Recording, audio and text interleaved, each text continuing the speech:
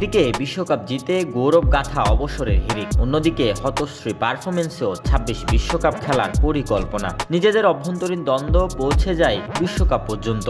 অথচ অন্যদিকে গত ১.৫ দশক ধরে নিজেদের মধ্যে মনোমালিন্যতার কোনো ছাপ কখনো মাঠে পড়তে দেয় না রোহিত বিরাটরা। দেশের জন্য দলের জন্য লড়েন কাঁধে কাঁধ মিলিয়ে। এটাই বোধহয় পার্থক্য একটা বিশ্বকাপ জয়ী দল আর জেতা ম্যাচ হেরে বারবার বৈশ্বিক আসর থেকে ঘরে ফেরা দলের মধ্যে।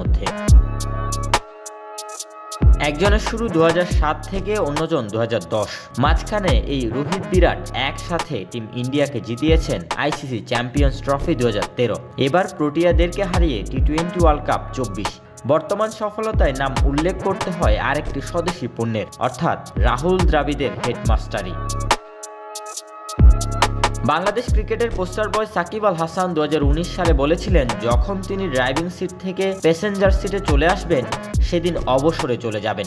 সেই কথাকে আপাতত বাংলাদেশের কারো সাথে মেলানো না গেলেও ইন্ডিয়ার ৩ ক্রিকেটার যা করলো রীতিমতো অনুসরণীয়। এভাবেই বোধহয় বিদায় নিতে হয় বাঘের মতো। ওই যে কবি সুকান্তের ছাড়পত্র কবিতার মতো, এসেছে নতুন শিশু, তাকে ছেড়ে দিতে হবে স্থান।